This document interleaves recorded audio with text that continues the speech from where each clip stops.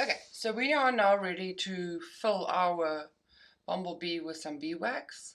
So first of all, we need to place it upside down on our 4 layers of felt to make sure that it's nice and supported. And then I add some extra cotton wool on the sides just to support these corners and any of the edges that might fall down. So I add a little bit of extra support just to make sure that everything is nice and flat and level before I start filling.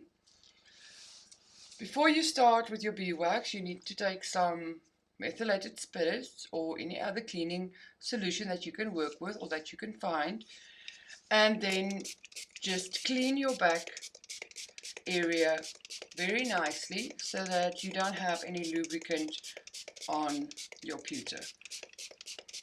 So I just spray it on, then I take a paper towel and I just wipe it down. And make sure that you get into all of the little grooves where the lubrication ends up.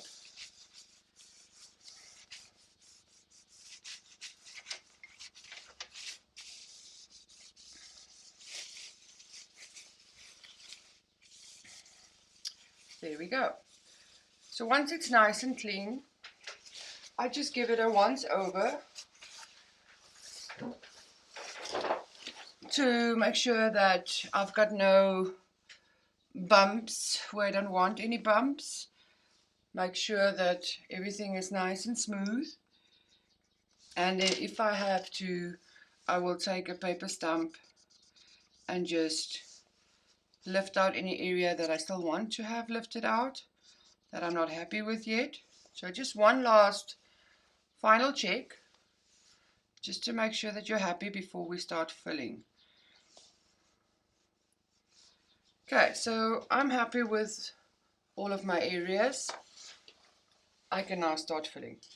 So I fill with a 1.0 milliliter glass dropper. So these I get at any pharmacy.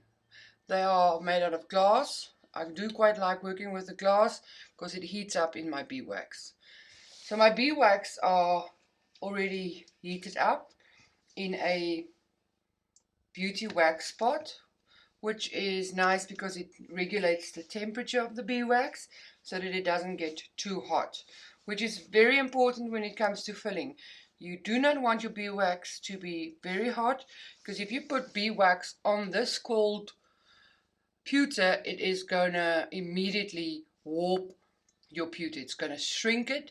It's going to pull it in different directions. You don't want to do that. So you need your beeswax at a very low temperature, medium to low temperature. It should definitely not be boiling. And then you want to fill your pewter at a slow rate so that your metal can have time to adjust to the heat. So I do is I heat up my little syringe by putting it into my wax pot, and then get my glass warm so that the beeswax doesn't adhere to the inside or cool off immediately. And then at the same time I have a little metal spatula on the inside of my beeswax, which I use to level out my beeswax and remove any beeswax that I might have spilled from the edges. And I keep this inside my beeswax at all times so that it's nice and hot. Okay, so we would like to start with our deepest areas first, but we're not going to fill them out totally flush with our top part immediately. We're just going to put one thin layer of beeswax overall and then slowly start building up the beeswax so that it levels out. So a little bit of beeswax at a time, and then I start with my deepest area.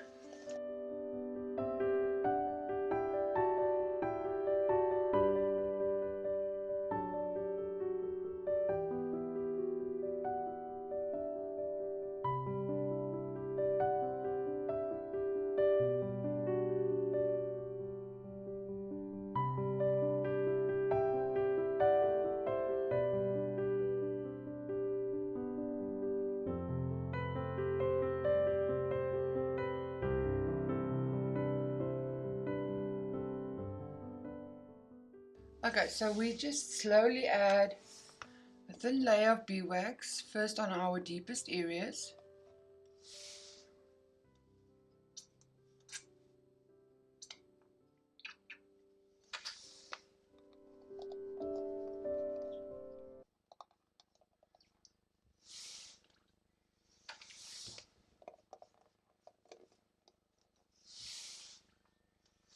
And remember, we're not trying to fill anything now, we're just trying to cover our entire pewter area with beeswax.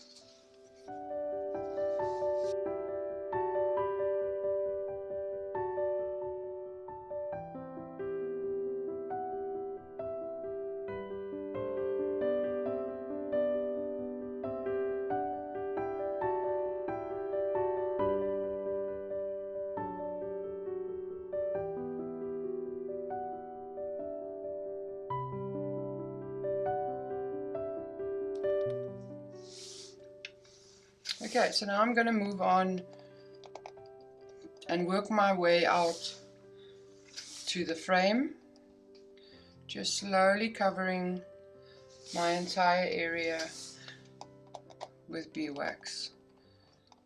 And then once I'm done covering everything, I will have a look and see where I still need to add some more beeswax, and then slowly level the beeswax out.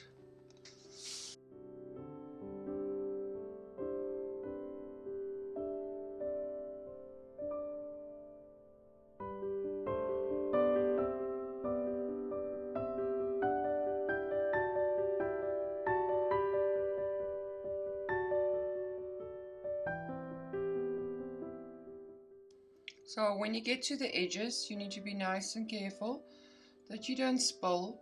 It's not the end of the world if you do spill a little bit of beeswax over. It just means you need to tidy up, which is more work. So I try to be as steady as possible with my beeswax, and then if I do spill some beeswax, I try to clean it up immediately before it becomes too hard and too difficult to remove. So once it is like here, I need to remove a little bit. Once it is like almost set, I take my spatula and I just move over the edges, and you can see it immediately picks up the little bit of beeswax that I've spilled. And this is a light motion that I'm using. I don't want to press too hard, especially because I'm going to cut out the surrounding part of the pewter, so I want this edges to be nice and smooth.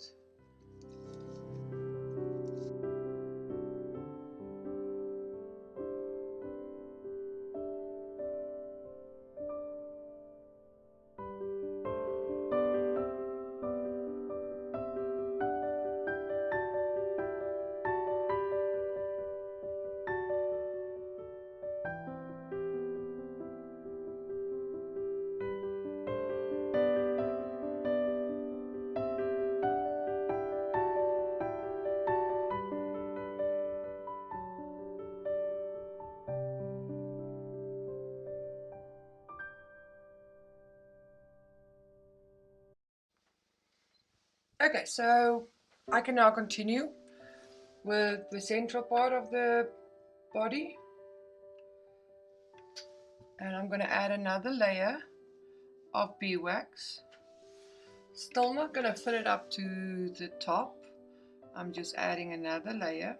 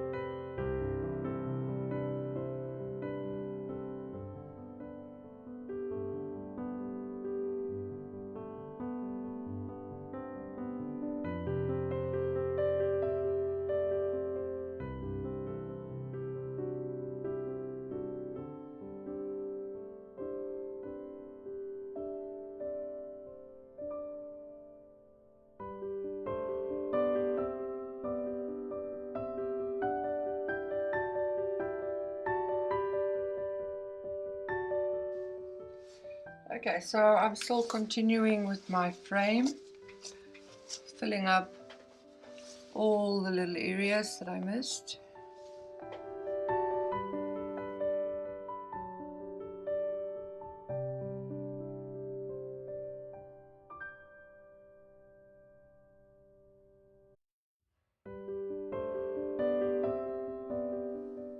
Okay, so I'm about ready to start with my third layer on the inside now.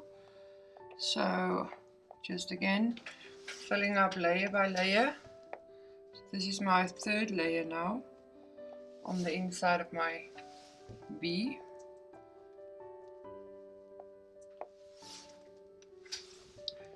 And it is pretty cold today, so my beeswax are setting fairly quickly.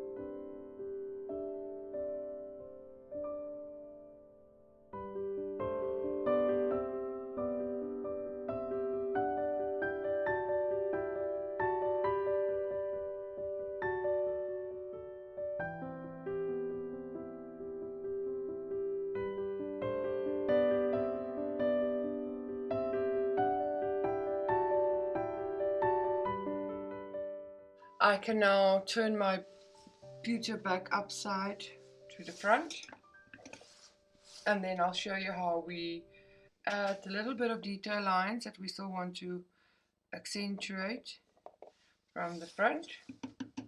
Some of the lines that might have gotten lost a little bit as we worked.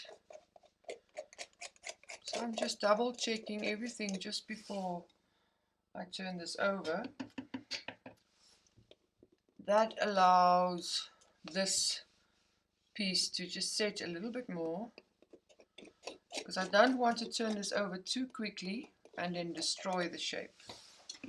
Okay, so let me just, that seems to be nice and cool.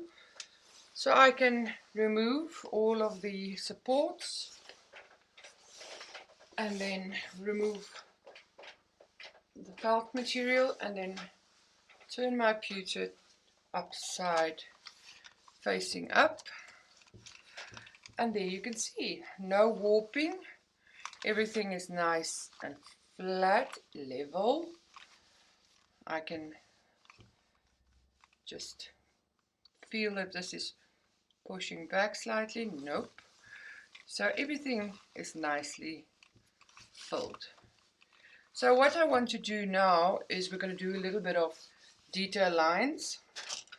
So I'm going to use my 0.5mm ball tool, and then I'm going to do the detail lines. For the detail lines, I'm just using my 0.5mm ball tool, and I want to do this before this is totally set.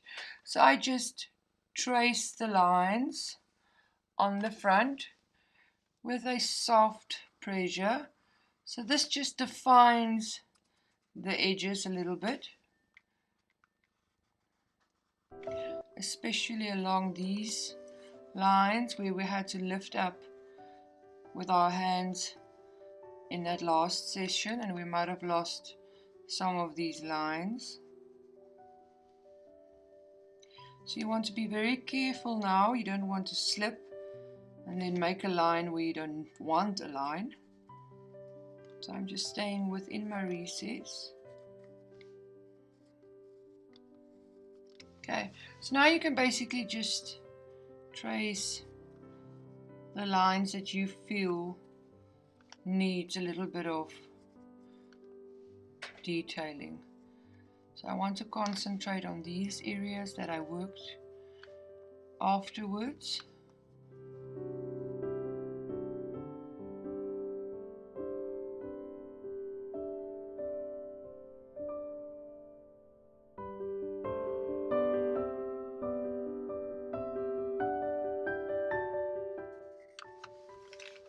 that's it. Okay, so once you've done all of your lines, we can now start the patina process.